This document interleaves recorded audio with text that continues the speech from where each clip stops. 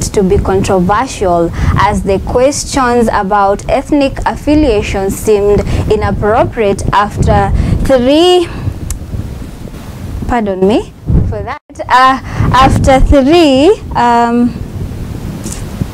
well, there was an ethnic violence that happened in the year 2007-2008. And I do remember the census that happened in the year 2009. And there were some questions that, well, people were supposed to define which ethnic communities they belonged to. And it seemed that it would spark, you know, some more violence after the violence, which is why the results of that census were not published.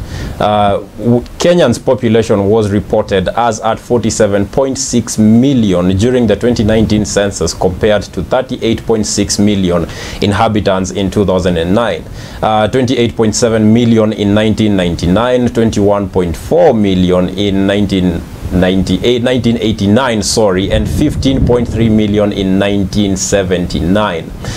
This was an increase of a factor of about 2.5. An increase of a factor of 2.5 over 30 years, sorry, or on average growth rate of more than 2% per year. The population growth rate has been reported as reduced during the 2000s and was estimated at 2.7% as of 2010, resulting in an estimated 46.5 million in 2016.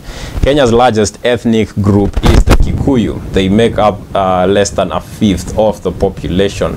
And it does seem that, would that be the reason why some people say that Kikuyu is a national language? I think because they're the majority within the country as a whole, and then followed by the Luya community. Oh, well. Well, Kenya is a country in East Africa with a coastline on the Indian Ocean. It encompasses savanna, lakelands, the dramatic Great Rift Valley, and mountain highlands. It's also home to wildlife like lions, elephants, and rhinos. From Nairobi, the capital, safaris visit the Masai Mara Reserve, known for its annual wildebeest migrations, and Amboseli National Park, offering views of Tanzania, Tanzania's 5,895 meters, that is Mount Kilimanjaro, among other breathtaking sights. Yes, the wildebeest migration, which comes around towards the end of the year. Yes. Yes. As the wildebeest migrate from Kenya into Tanzania across the Mara River. Yes. And I think it is especially interesting because of how many animals die during that migration, during that process. And yet the others still jump into the same crocodile-infested waters to try and make it to literal greener pastures. It's actually survival for the fittest, because once you cross the Mara, you make it to the greenlands. The lions and the cheetahs are actually waiting to feed on the same wildebeest and the zebras crossing. So it's a battle, survival for the fittest in the world, as they say. It is not easy being a wildebeest. Yeah, it's not easy. Not only a wildebeest, any are they called herbivores? Herbivores, yes. Coming to a land where there are carnivores waiting, the lions and the cheetahs and the rest. Yeah, moving on, Kenya has a total of 19,743,716 registered voters according to the latest statisticians in Nairobi County, which leads the pack with 2.5 registered voters, followed by Kiambu with 1.2 million, I beg your pardons, 2.5 million registered voters, and Kiambu, which has 1.2 million registered voters, and Nakuru following closely with 1 million registered voters, among others. I think that it should go to say that that is based on data collected from the body responsible for carrying out the registration of voters, and that is the Independent Electoral and Boundaries Commission, the IEBC. Yes. Moving on, and based on that data, Mount Kenya, Valley, Western, and Nyanza lead with the number numbers of voters registered as of 2022. Yes. Since Kenya's independence in 1963, Kenyan politics has been characterized by ethnic tensions and rivalry between the larger groups. This has devolved into ethnic violence in the 2007-2008 years. That is something that a lot of us still remember. It is still very, very fresh in our memories. And I think it's also one that forms the basis of many of the peace campaigns that have come, even in the elections coming after that, the ones that were held in that year.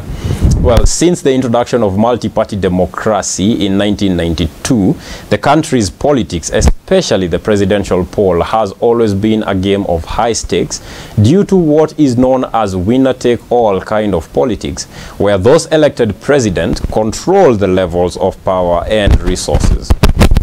During the first multi-party elections in 1992, I can't see the prompter right, Kelvin. The duel was between the then president, late Daniel Arap Moi, and the late Kenneth Matiba, and also the retired president Mwai Kibaki.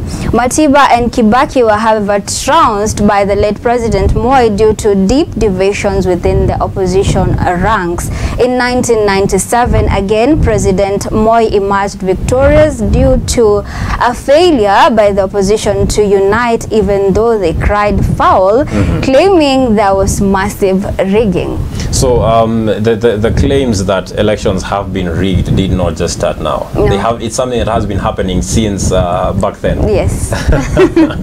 Well, the introduction of the multi-partyism since the first president was just given the seat by the colonial, during the colonial post-election, post-colonial, I mean.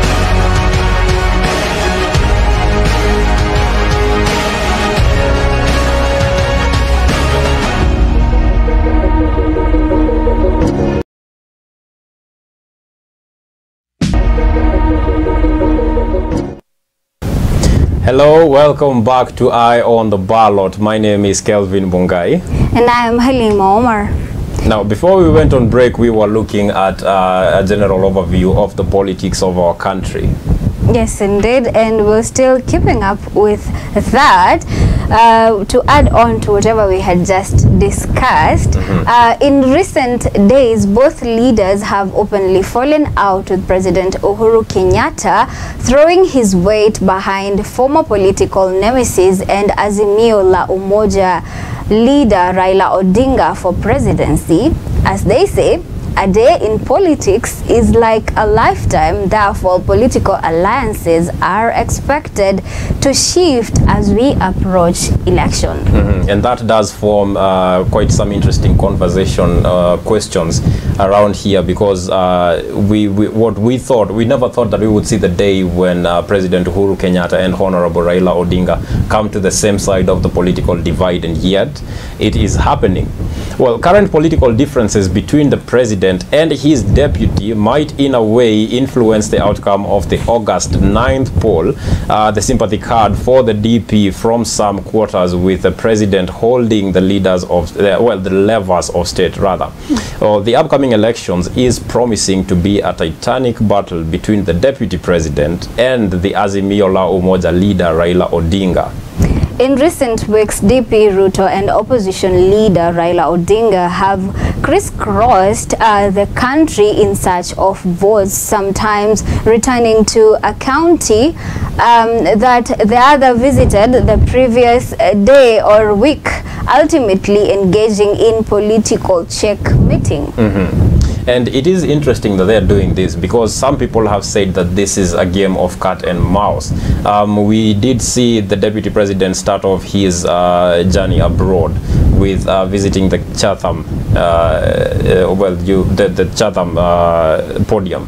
And then not so long after he came back, then the former PM went to the same place to discuss different issues. According to the latest statistics, Kenya has 19 million registered voters. Out of this, Nairobi leads with 2,505,190 registered voters, followed by Kiambu with 1,293,309 1,293,309, with Nakuru following closely with 1,050,367 registered voters. The Kwanza Alliance and the Azimio la Umoja coalition that brings together different parties is aimed at galvanizing different communities to give either candidate a head start during the polls. Well, this introduces pertinent questions ahead of the polls.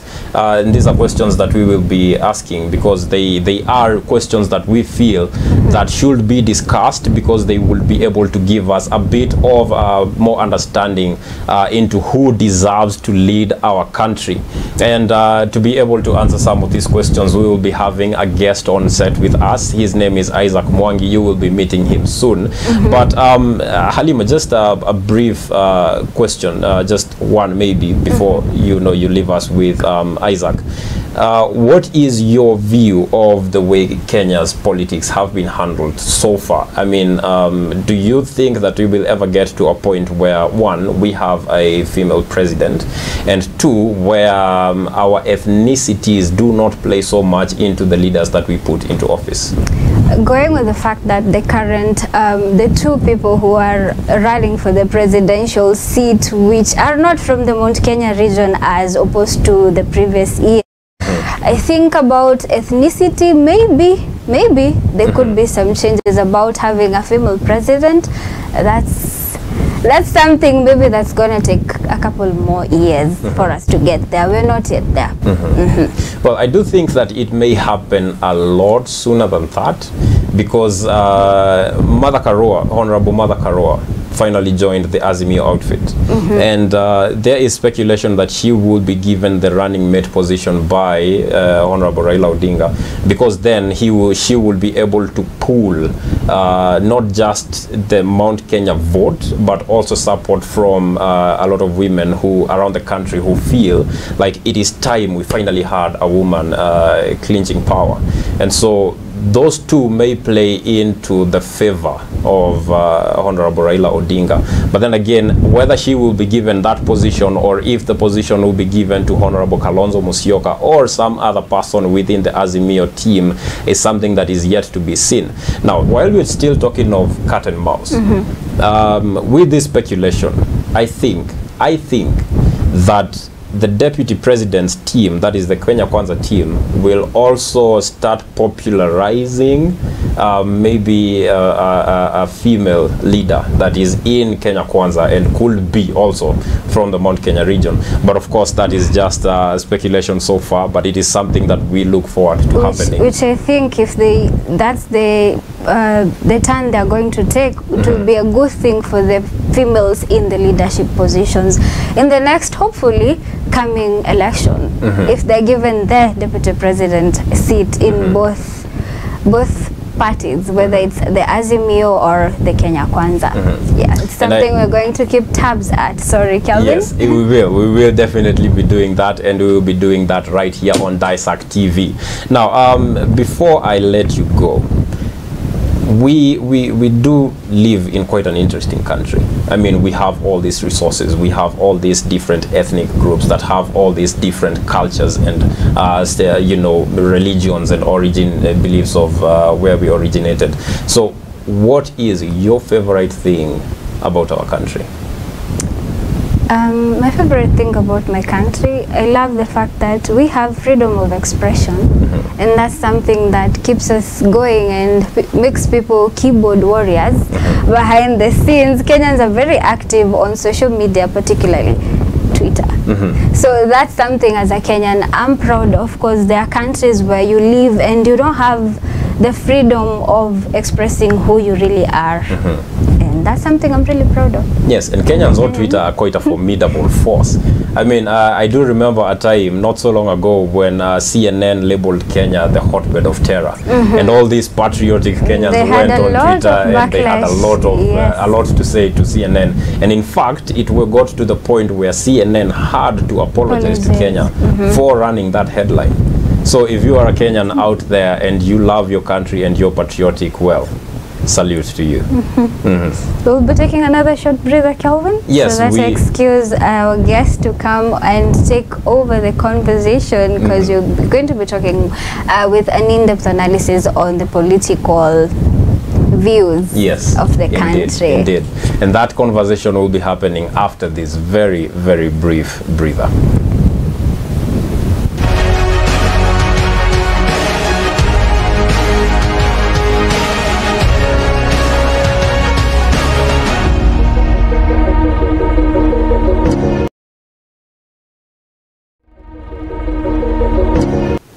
Hello, welcome back to On The Ballot. In case you are just joining us, my name is Kelvin Mungai, and before we went on break, we were to look at just a general overview of how the politics in the country has been running so far and where we are headed as a nation, at least politically. And to be able to do this, I have been joined on set by Bwana Isaac Mwangi, and we will be having a discussion into this topic. Now, Bwana Mwangi, there is the bromance whose breakaway has been very, very public. That is between the president and our current deputy president.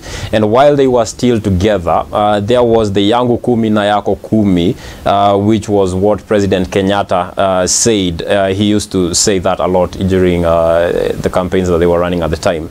So what happened thereafter that killed that bromance?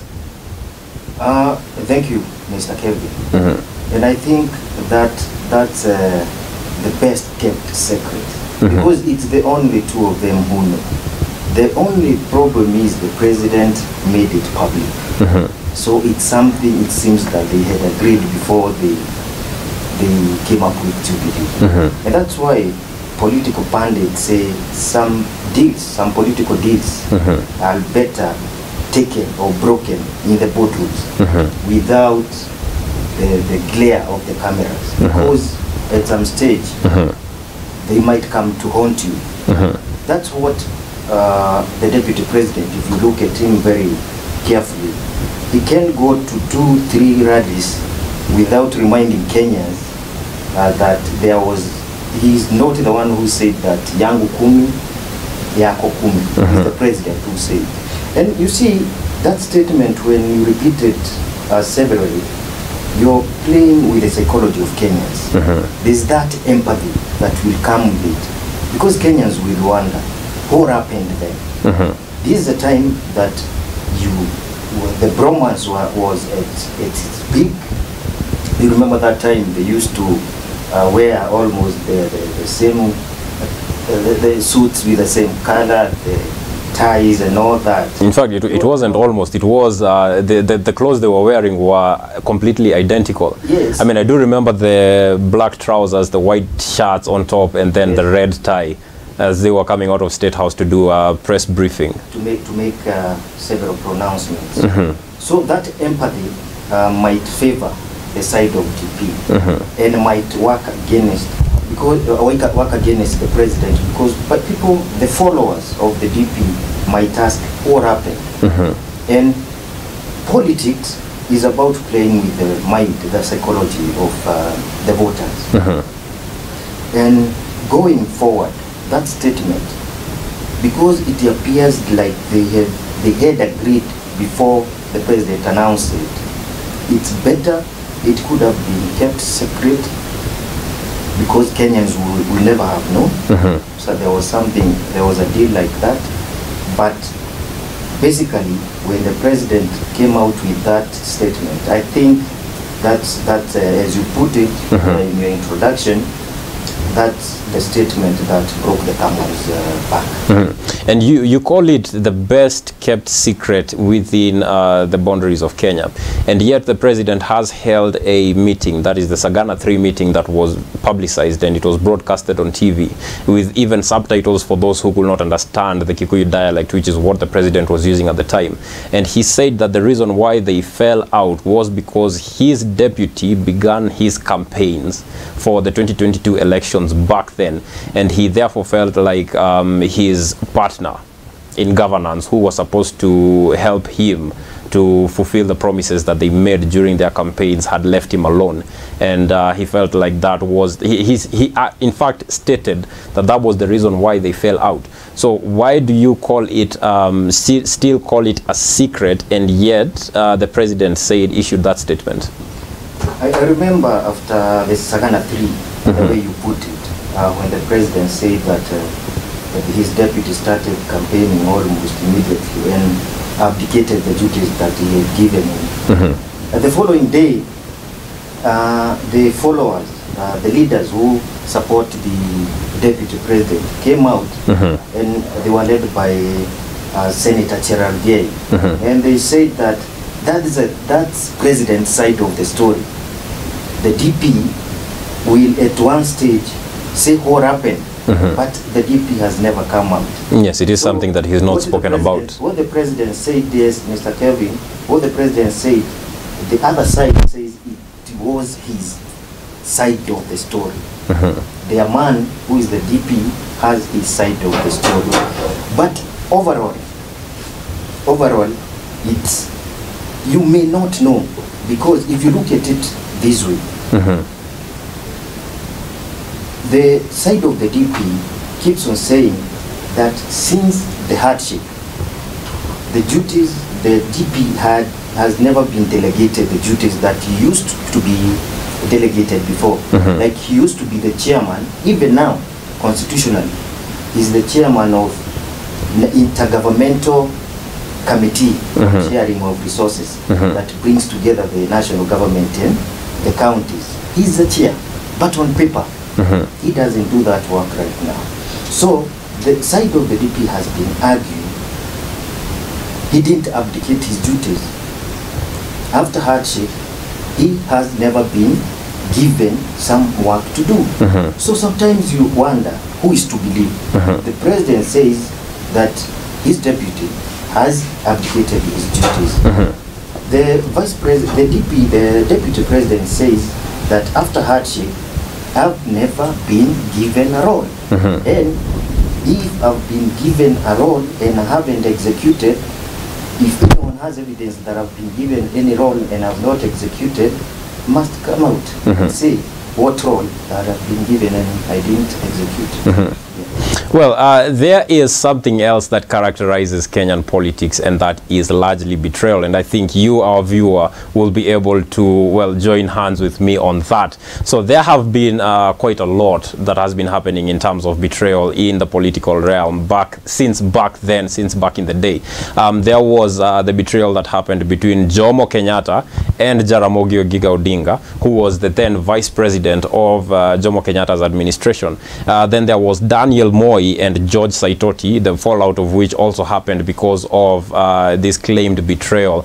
And then there is the latest one that happened between Uhuru Kenyatta and William Ruto. But that is not all that, it doesn't just happen at those levels. I mean, there has been more betrayal on these other levels of governance. So for instance, there is the betrayal that happened between the One Kenya Alliance leaders, when they had all said that they will, you know, not join either outfit, you know, that is the Azimio team or the Kenya Kwanza team.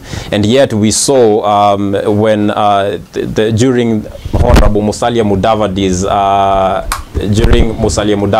launch of well, his earthquake, when he said that the deputy president attended that earthquake meeting, and then there were other One Kenya Alliance leaders who walked out of the meeting. So there has been a lot of betrayal that has been happening in the political realm all around, well, from the very top to the very bottom, and it happens everywhere. Now, when that is something that we'll be discussing with Bwana Isaac. Why does this seem to happen? What happens when, well, at the point that one leader takes the highest office in the land? Why is it necessary that, as we see it happening every now and then, that there is someone who seems to be betrayed, and they always seem to betray the second in command, their second in command? That is one thing that I feel would be important to discuss, because if we get to understand why this happens, then we will be able to understand why the country is being run by one person, well, or has been run by one person since 2018. That is according to some political analysts who say that that has been happening, that there has been no opposition in the country. So, Bona Isaac, why does it seem like once a person clenches the top seat, the highest office in the land, that there seem to always be that betrayal between him, the person who has clenched the top seat, and his second in command? Thank you, Mr. Kevin. Political betrayal doesn't just happen within our Kenyan boundaries. Political betrayal is across the globe. We've seen it in the Congo, the DRC, between President Kabila and Tshisekedi, who is now the president. We've seen it down south in Zimbabwe, between President Mugabe the late and Mnangagwa. So political betrayal, but if we localize it, here it's been like a tradition. And you know why it happens, Mr. Kelvin? The problem with our leaders, when you're the running mate to someone, the presidential candidate doesn't value you, doesn't value whether you have chemistry, whether you are compatible, whether you are capable of working together. The thing they look at is your influence and your vote tally, what you can bring into the table. That means immediately you're just being used as a vehicle to carry votes, bring on the table. When they are tallied, the guy gets into the presidency, and from there you start being sidelined. Do you know why? You fulfilled your purpose. The president appoints his guys, to put it that way, his or her guys who surround him or her. When he's surrounded by the yes-men, they are called the yes-men, whatever they tell him, they'll try and drive a wedge. Why? They want to shield the presidency from the deputy because of their own interest. So when they drive that wedge, the deputy president will always feel, there will always be that dissatisfaction, because these are guys you are elected together or the same ticket, yet here when you get into the high office, you have people, a clique of yes men who surround you, drive a wedge between you and your deputy, and then your deputy just remains just there. That's why the politics of betrayal will never go away as long as those who are elected into high office trust their yes men or those who surround them and forget about their deputies. And that's why you've heard in this country that no vice president has ever ascended to power, ascended to the high office immediately or directly from the office of the deputy president. Previously it was vice president, to the presidency. And they quote Jaramogi, they quote Saitoti. The only person who was vice president and then rose to become president was President Moi Kibaki, the retired president, and it was not direct. He had to stay in the cold for quite some time before he vied and became the president. So it was not directly from the office of the deputy president to the office of the president. So my point is that politic of betrayal, the office of vice president, or previously the deputy president right now, has been associated with a certain kind of caste that it's not possible to rise. But things change. Vitu vichenjanga. Yes. You never know. Indeed. You may never know about the future. Yes. Now, Bona Isaac and I do need to take a sip of water, but when we do come back, we'll take a look at whether the current deputy president will be the first man to rise to power and break what he says is the curse that is associated with the second in command in the country. Now, do remember that you can reach us on any one of our social media pages, that is at DAESAK TV, or you can send us your feedback on 23595. We are live on DAESAKTV.com as well as on Signet. We will see you after this short break. Hello, welcome back to Eye on the Ballot. My name is Kelvin Mongai, and we are looking at the shape of our country's politics. Now, before we went on break, Bona Isaac made a very bold statement where he said that the deputy president's office, or which is previously the vice president's office, is associated with a curse, that being that there has not been any vice president to ascend to the presidency immediately after, well, I mean in terms of succeeding the president to whom they deputize. So Bona Isaac, do you think, based on what we have seen so far this year, considering that the elections are happening later on this year, do you think that the current deputy president will be the first man to break that curse? Okay, Mr. Kevin, thank you. My take on that is that I wouldn't want to be seen as the devil's advocate and try to predict things this way or that way. Why? Because Kenyans have a date with the ballot. That's August 9th. Whether the deputy president, Dr. William Ruto, can be able to break that dark, I don't know. I think it's Kenyans, the registered voters, who have the opportunity to finally decide whether that curse that has been associated with that office would be broken. Because he's not alone in this race. There is Azimio la Umoja.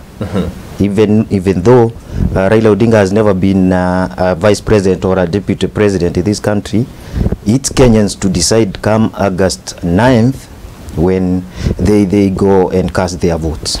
Yeah, that's what I can say. And I do think that we also have to mention that it's not just the two people running for presidency. I mean, there is the Speaker, Justin Muturi, who is also running for the same seat in the same office. So he is also another horse in the race to State House. Now, there has been a lot of talk recently about President Uhuru Kenyatta's decision to remain politically active even after he has left the State House. So, since he joined hands with the former PM, Honorable Raila Odinga, then Honorable Raila Odinga made an announcement that he will make President Uhuru Kenyatta his advisor. So, how will this work?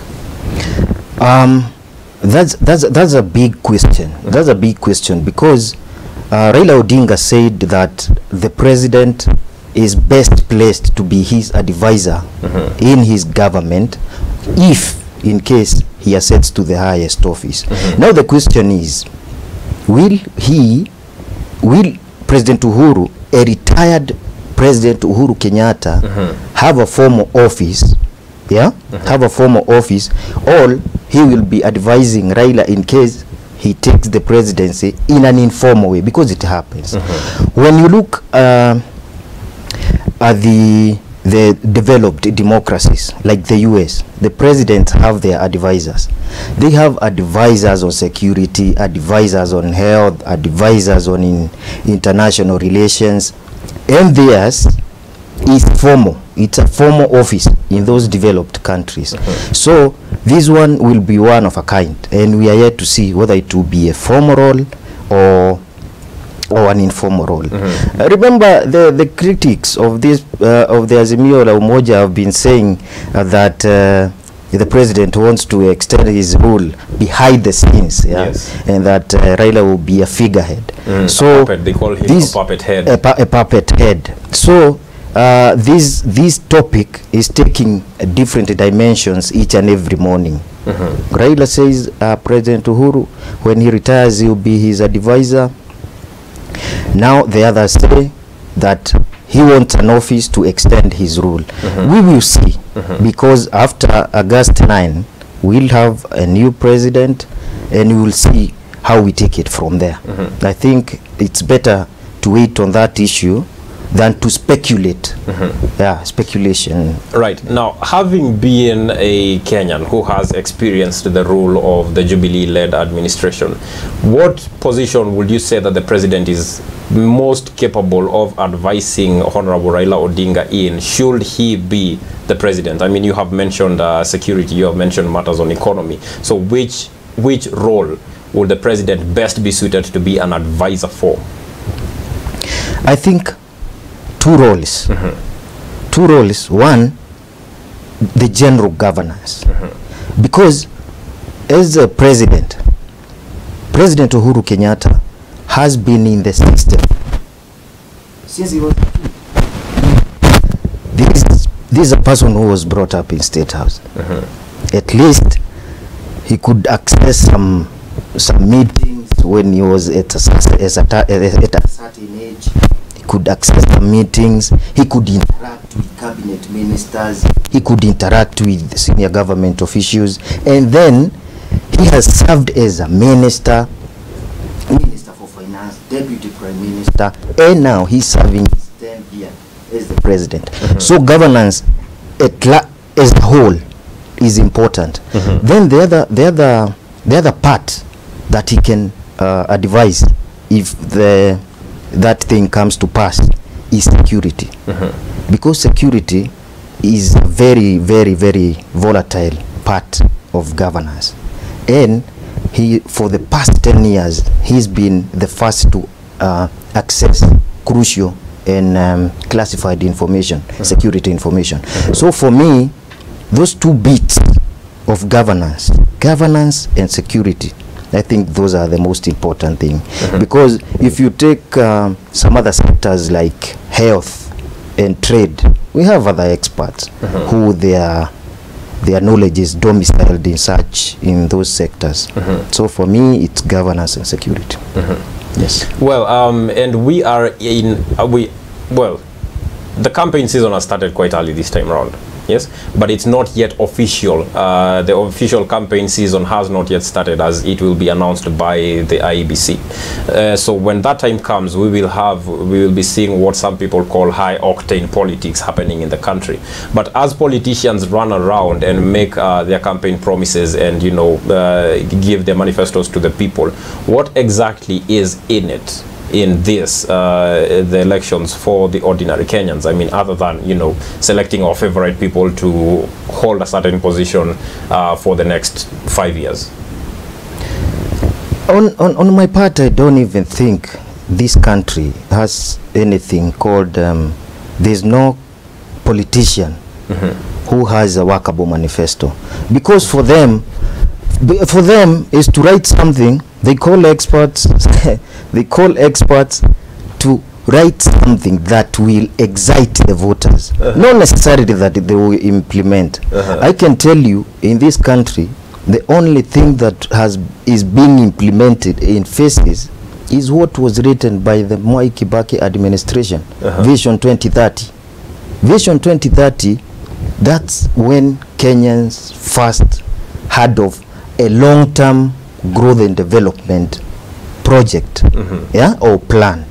Otherwise, for now, when you listen to rallies by different politicians and even senior leaders, there's no one, not even one of them will finish up a rally without calling out the opponent, and using not very charitable words against them.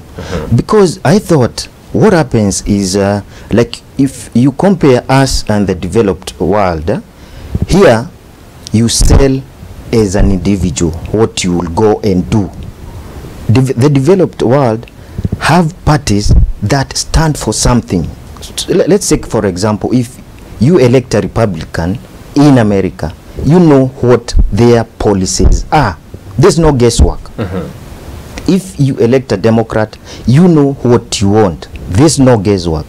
Here, I can tell you, it's guesswork, matusi, and anything that captures the emotions of Kenyans, not necessarily that they will come and do anything for you. So I don't believe in that on this and that date we are unveiling our manifesto. No, I don't believe in that. Well, do you agree with Bwana Isaac that there is no politician within our borders who has a workable manifesto? Do give us your feedback on 23595 or on any one of our social media platforms. We are at DAESAK TV. Now, Bwana Isaac, yes. From the high cost of living that we have seen a lot of people talk about, even on social media, you know, there is the hashtag that has been popularized, that is hashtag lower the food prices, and there is also the increased price of commodities such as gas that we get to use in our house to cook, that has also seen a hike in price. There is poor infrastructure in parts of the country. I mean, some roads, some parts of the country have not been developed as of yet, and there is poor governance and corruption, which is an issue that a lot of Kenyans are complaining that the current administration has been unable to fight, despite being in that position for 10 years. So can Kenyans be trusted to make the correct decision and vote in the right leaders this time around, having seen the impact that all these issues have been having on us, and having seen the way the current administration has dealt or not dealt with those issues? We can only hope. We can only hope so. Right now, Mr. Kelvin, you realize that there are a lot of NGOs, non-government organizations, that will come out and claim to be sensitizing Kenyans on how to vote the right people, you know, how to avoid violence, how to go for the right guys, the guys who mean well and who will develop and improve their livelihoods. But mostly these NGOs want just to tap some donor funding, and then they gobble it up and benefit themselves. They don't sensitize Kenyans. And also, Mr. Kelvin, yes, I think the church is an integral part of the society, and it's close to the mwananchi, the voter. I think the church has a very, very crucial role to play in sensitizing the electorate, because the religious leaders are well respected almost everywhere, every corner. Whether you are a Christian, whether you are a Hindu, whether you are a Muslim, you respect your religious leader. So if they can come out in full force, yeah, and sensitize Kenyans, the electorate, on how to vote the proper way, the correct way, I think we can see change. But as things stand now, the way things are now, things might change. Though I think the remaining time, I think 136, 135 days, if I'm not wrong. It's 139. 139 days around there. It might be a short time, but I think if you count how many Sundays and how many weekdays are there, if the churches can come out full throttle, they can make a lot of change because of the respect that they command across the country, and change, and at least try to show Kenyans instead importance of their vote, because you may not rely on those NGOs that mushroom just when elections are just around the corner to get donor funding. So in the meantime, we just hope. We just hope. Yeah, we just hope. And before we take a short break, because you and I, well, with the heat, you and I do need to be taking quite a lot of these breaks, because we need to take a sip of Regis Premium Water. What do you feel about the political temperature in the country right now? Come August 9th and the announcement of the elections that will happen on August 9th, do you think that Kenyans can be trusted to be their brother's keepers and not fall into the patterns that we fell into back in 2007 and 2008? It's Mr. Kevin, it's a tall order. It's a tall order, because you've realized even now some political rallies have have reported some skirmishes. We never thought as a Kenyan community that we would want to go back to where we were in 2007, 2008, isn't it? Yes. I mean, no one would want to go back there.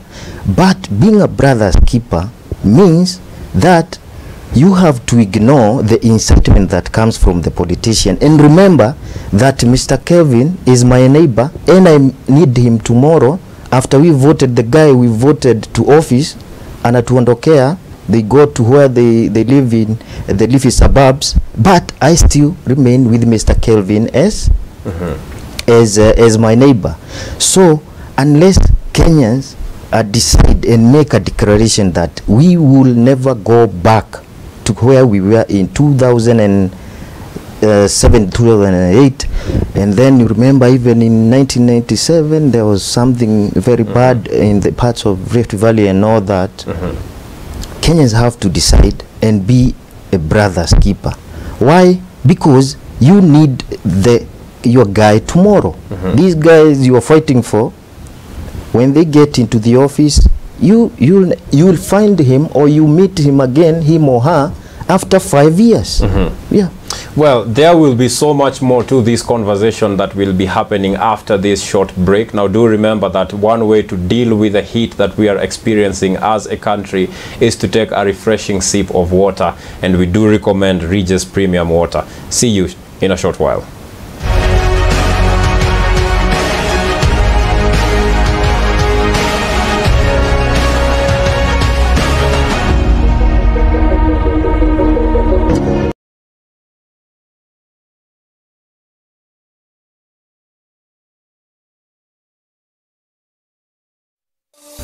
Welcome back to Eye on the Ballot. My name is Kelvin Mongai, and this is DAESAK TV, and I am joined on set by Bwana Isaac Mwangi, and we are looking at, well, just a general overview of the politics in the country, you know, since back in the day to where we are now. Now, Bwana Isaac, do you believe that in these coming elections, that is the polls that will be conducted on August 9th of this year, that once the results are announced, will we see a point where the winners are magnanimous in their victory while the losers concede in humility for the sake of the well-being of our country? Thank you, Mr. Kevin. I think our democracy, if you look at how we've progressed, step by step, is still work in progress, but I think we are making good steps towards maturing, making our democracy more mature. If you look at now how parties are agreeing to join either one side of the coalition, the Azimio or the Kenya Kwanza, we are going in a direction that with time we might find ourselves with like two major parties. That's a step in the right direction, because it gives Kenyans choices between two major parties that have different ideologies and different philosophies. Though I think step by step, though it's still work in progress. The question about accepting defeat, conceding, that's a $1 million question. Because stop even looking at the presidency, the highest office in this land. Even from MCA to governors, very few concede. And these people who don't even concede, you find that the gap is too huge. Even if you say that it was rigged and the votes are recounted 100 times, you still be declared the loser. I think there has been a very bad habit of not conceding. Actually, there's another politician who I spoke to at some stage during 2017 elections, and I asked him, well, Mweshimiwa, what happened? And that Mweshimiwa told me, mimi sikushindwa, ni kura zangu hazikutosha. So you see, he was living in denial. You see, and that's why you see even the courts after post-election, our courts are overwhelmed with petitions because people don't. Conceding is like it is like a riddle. It's something that we haven't cultivated, that culture of conceding defeat, saying, I have lost today, I live to fight another day, I'll lay down the strategies to make sure that I win the next election. On the other side, those who win, they are not magnanimous, they are not humble. They want to chest thump that I flawed that guy who was pretending that is popular than me. So that chest thumping is also not good. So we have this tendency of chest thumping for the winners, and then this habit, very bad habit, of not conceding by many politicians, not even the presidency. Look at from the grassroots to at least governors. It's a habit. And I think our politicians, our lawmakers do understand that this is something that will happen time and again, because there already is a bill in parliament that they are seeking to pass that will stop the petitions from MCAs going above the High Court, because that will then clear the courts above them to deal with the petitions of the leaders in other positions such as the Senate, the governor, or even the MPs. So there is that. Now there are words that are spoken by our legislatures. And recently there have been two legislators who have said something that may seem to be wrong in the way that it will impact Kenyans, and this is Honorable Sabina Chege and Honorable Moses Kuria, who have on different occasions said that the previous elections were rigged. Now, are their claims verifiable, or are they just meant to, you know, split hairs ahead of the polls? I think they were very unfortunate. Claims by the two legislators, Kuria, Gatondo South, and Muranga Women Rep, Sabina Chege. You know why? Because if the elections were rigged, how legitimate are their positions? Not even the president, the deputy. How legitimate are they? Because you can't say, no, you can't say that we stole for the president and ours was clean. If the election was dirty, it was dirty top to bottom, bottom to up, east, west, north, south. It was dirty. So how legitimate are they? Are their positions right now? But the problem with our politicians is that they speak in the heat of the moment. I think Sabina was speaking somewhere in Nyanza, if I'm not wrong. Yes. And this is something that has been propagated by the Azimio leader for a long time, that his results have been stolen in previous elections. So I think Sabina said what the residents of that region wanted to hear. There's a difference between saying what is the truth and saying what the people wants to hear. The problem with our politicians, they talk what the people want to hear in a certain region. It's very difficult for you to see a politician who legitimately will confess that an election was stolen. I thought that's not even something that you go to tell the Mwananchi. You take it to the courts. You get? So that, or you complain, you write a formal complaint to the IEBC, the Independent Electoral and Boundaries Commission. And that's why Sabina was summoned. And she went there with lawyers, Orengo, James Orengo, and others. Kuria, for Moses Kuria, he was to be summoned, but he said that he was misquoted, that he didn't mean kuiba kura, he meant kuimba kura. Now I wonder how you sing votes, or you sing for the votes. I don't. That's why he hasn't been summoned even to this date. So I think it's very unfortunate. Our politicians, they have a tongue that's very loose. Yeah, that speaks for convenience and speaks in the heat of the moment. But after whatever they say, they come to realize that you've also seen even others being summoned by the NCIC, the Cohesion Commission, because of uttering words that like madoa-doa, and then only for them to reverse when they go before the commission.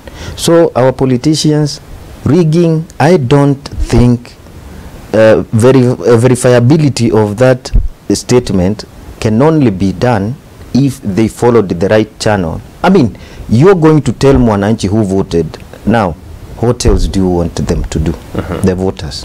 Yes. Yeah. And I think I, as a Kenyan, when I hear such claims, then my questions are how, you know, how well qualified are these bodies, such as the IBC? How qualified are they to hold to conduct the elections? And again, how much faith should I put in our justice system? Because previously, when the elections were contested, the results were contested, the cases were taken to High Court, and the election results were upheld by the court. So if such comments come from our leaders, I'm sure there are many other Kenyans out there just like me who start to question the credibility of these bodies that rule over us. But if we move quickly but still stick to the IEBC, what can that body do to assure the electorates that the polls this time round will be free, fair, and verifiable, that would put to bed the rigging claims made by the two legislators? One thing that IEBC has to do without apologies is to stand with the results that they announced. Second, because this flip-flopping about, you remember the issue of the late Samuel Kivuitu. That time it was ECK. Even though it's claimed that the clip that where he said he didn't know who won was a bit edited to fit some, to be convenient to some quarters during that time. You remember that thing brought a lot of chaos in this country. So one thing that IBC must do is to show its independence by standing with the votes that they announce, and telling those who are supposed to challenge, those who are supposed to challenge, to follow the channels, go to court's petition, and then the court decides. If the court decides there be a repeat of an election, well and good. That clip by Samuel Kivuitu that time, I remember people used to say that he meant he didn't know who won fairly. You get? And now it's the clip was edited to mean he didn't know who won, and the fairly was edited. But you see, even the whole statement, even if the whole statement was aired, I don't know who won fairly. I mean, you are casting doubt to an institution, an independent institution that you head. What do you expect will be the reaction of those who are competing? That they will judge you and say that you are not in charge. That's where the claims of rigging and that's where the claims of rigging comes in. So as an independent commission, it has to stand with what it declares as final results. Then I don't think IBC has done enough to sensitize the public. It concentrates so much on politicians that it forgets that wananchi need to know how they they tally their votes, yeah, how they come up with the final results. Because if wananchi are able to know the process that IBC goes through before it announces the final result, I can tell you, and I'm sure about that, Mr. Kelvin, the emotions won't be such high. Wananchi, they will say, but we were told it goes like this and that and that and that and that. Then what are you coming here to tell us? And IBC, the commission, needs to be a bit more open. Yeah? Its operations are somehow shrouded with mystery, a blanket of mystery, because you don't hear a lot about IBC until and unless there is a by-election, yeah, or there is a general election like this one, or the voter registration, or the voter registration. Yeah, I think it has to be more open.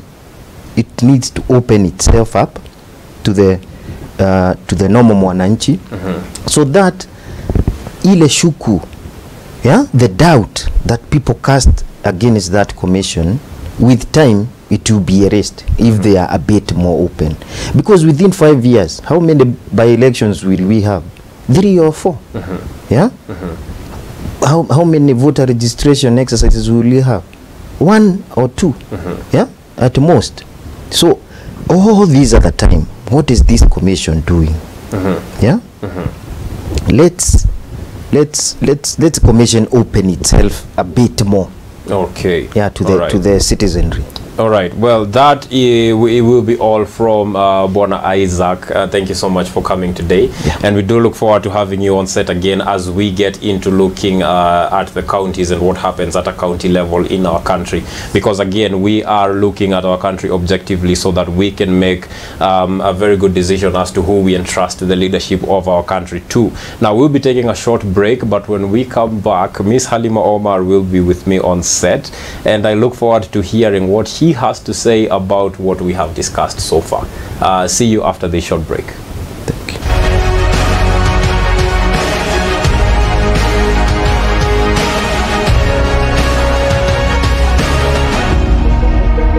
Anyway, my name is Kelvin Mungai, and I am now joined on set by Miss Halima Omar. Earlier on, I was on set with Bwana Isaac Mwangi, and you are looking at how the Kenyan political landscape has been over the past few years since the day that we earned our independence. Miss Halima, do you have anything to say about that conversation? I was following up on the conversation, and it's very interesting conversation you've had there with Bwana Isaac.